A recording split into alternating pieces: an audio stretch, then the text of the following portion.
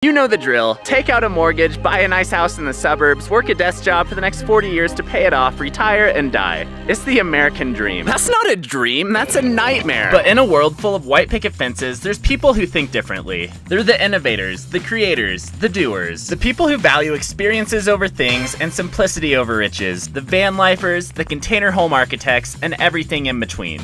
This is the tiny home movement. Ever since I first heard about tiny homes, I've been absolutely obsessed. I just think they're so cozy and fun, and I love the concept of living more simply. It's been a dream of mine for years to build my own tiny home, but how would someone like me make that happen? I mean, I have zero construction experience, no land to put one on, and I'm the most generally clueless person to ever exist. But one thing I've learned is to make things happen, you really don't need to know what you're doing at the start, but you do need to take action. So let's get started. First, I found my trailer, an old car hauler from Facebook Marketplace. It was a little bit rusty and worn down, but under its blemishes, I saw huge potential. I tore all the railing on this bad boy apart because everything sticking up had to go. If I'm gonna be the Picasso of tiny homes, I need a blank canvas, so that's what I made. I used some old reclaimed boards to provide cross support and create a level base. Then I got to work on framing the base and bolted it directly to the metal so it wouldn't fly off later. I had no idea what I was doing, but what I did know is that Bob the Builder had nothing on me. I sealed up the bottom with particle board and even put spray foam in the corners to keep out the creepy crawlies. My friend Joe had this dummy thick foam left over from insulating his garage, so I used it for the base and it worked great. Papa's little piggies are gonna be warm on this floor. And over the top, I added particle board underlayment, which would later be covered by a layer of plywood. I'm not too sure what underlayment is, but an old guy down the street told me it's important, so we're rolling with it.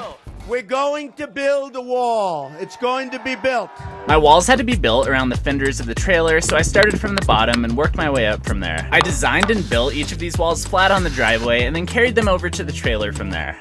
At this point, you might be wondering how I planned out the design for this build, and to be totally honest, I really didn't. I had a general idea of what I wanted it to look like, but for the most part, I was just kind of like, yeah, that seems like a good height for a window. Yeah, let's put the door back there. 6 feet tall for the loft. I'm sure I won't bonk my head on that while recording YouTube videos. Bye. Let's leave. Ow! One by one, my walls came to life, and the trailer transformed into an organized disaster. Thanks to YouTube tutorials, I went from being a really bad carpenter to being a fairly bad carpenter.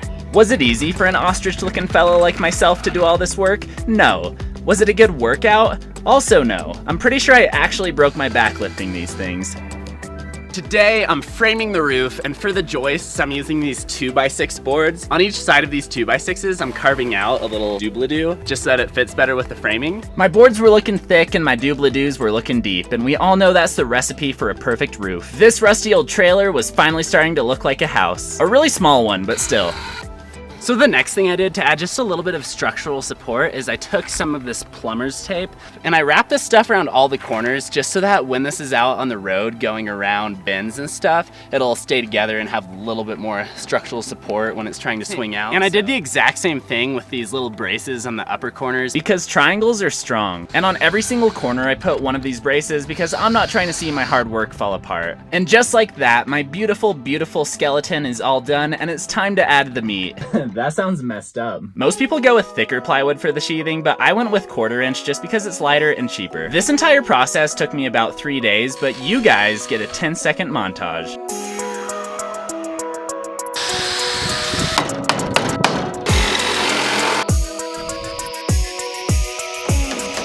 So now that I'm all done with the sheathing, I need to make this loft thing that I'll be sleeping in.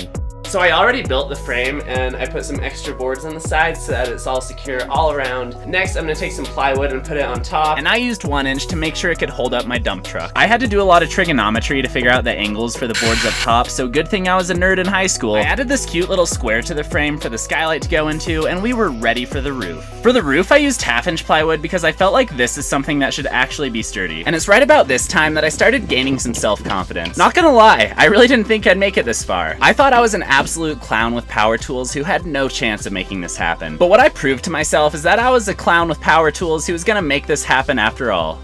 Next, it was time for weatherproofing, so I put this tar-filled fruit roll-up from the underworld over the roof. It's called an ice and rain shield, and it's really nasty, but it'll help protect the roof from the elements. The next step in the tiny home build is for me to install the house wrap, which is kind of like a big piece of wrapping paper for the home that waterproofs it and protects it from the outside world. Normally you see Tyvek home wrap on houses, but I have this knockoff stuff because I'm cheap. People usually staple this stuff up, but I'm gonna use these plastic cap screws instead because each staple would just leave a little hole that water could get in, and these things are watertight. So there's a really specific way you have to cut out the windows, and luckily I found a video where Stephen King taught me how. We're all done cutting this thing out. So the next thing I'm putting up is this membrane, and it's kind of this sticky, nasty black tape that'll create a squishy layer in between the window and the windowsill and protect it from any water coming in. The next step is to put in the windows.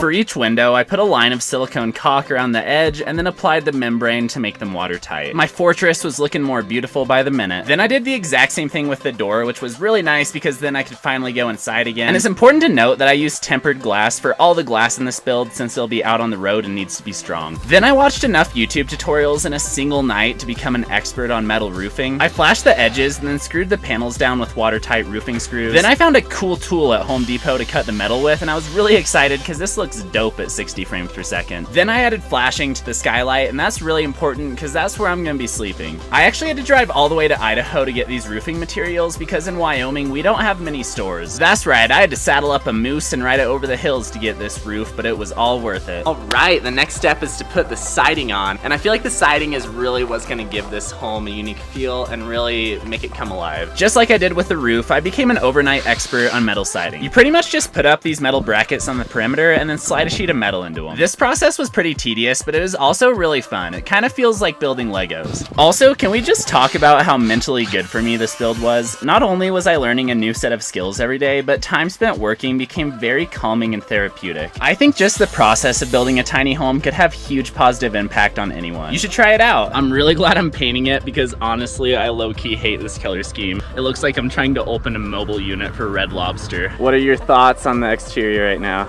Oh, it looks amazing. I just think you've done so much with it. So the next thing I need to do is sand off all the rust on the trailer. Honestly, I should have done this first thing, but I was just so overly ambitious. Now is better than never, so let's start grinding. I'm all done sanding this thing. I think all the rust is off the surface. That was absolutely horrible. So the next step before I start applying paint is I'm gonna go around and rub this thing down with denatured alcohol. And what that's gonna do is it's just gonna kind of clean up any dust, make sure it's a totally clean surface, that when I put that paint on, it sticks directly to the metal.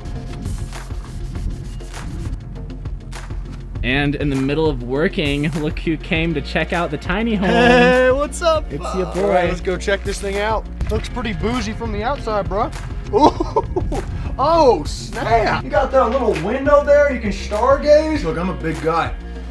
And look, I can stretch out completely. I can look up at the stars. If it's late at night and I'm in the woods, if a Squatch peeks over, I can say hi. And I just can't believe it can fit my fat ass, you know what I'm saying? Time to get all the metal painted today, and what I'm using to paint it is this Valspar anti-rust paint. Up until this point, I did everything by myself, so it was really nice to have an extra set of hands to help. It kept raining on and off throughout the day, which got really annoying, but we had to tarp and we got her done. For the trim, I used these cedar boards and treated it with a stain and poly mix. You know what I say, I like my cedar how I like my coffee, so I stained it black. I'm edgy. For the door, I did the exact same thing with cedar, and then I used this walnut color to stain it, and I'm pretty sure that's not what walnuts look like, but we're gonna roll with it. The last step of the build was to put in the cedar siding, and for this I used tongue and groove cedar boards and that same walnut stain. I had to stain each board individually, which made this a super repetitive, tedious process. I secured the boards to the wall using these waterproof brass screws, and I put them in right on the tongue to make the pattern happen. The process was slow, but one board at a time, I came closer to being the owner of a tiny home. And after a long summer of work, not even knowing if it'd all be worth it, I was done. That's right, Papa Dave's got his tiny home. Isn't it beautiful? It looks better than I would have ever imagined, but the real test is will it survive on the road? You better believe it worked. This thing was smooth sailing. It was about as aerodynamic as a potato, but it was pulling just fine, and I was stoked out of my mind. And that's how I turned my dream of building a tiny home into a reality and became a homeowner. Even if the home is only 150 square feet, it still counts. Between the trailer, lumber, windows, siding, etc., this entire build costed about $8 grand, which I'm actually really happy with. And of course, that's just the exterior. I'll have an interior video coming at you as soon as I'm done with that. All right, it's time for you to get off YouTube and go build a tiny home. Bye.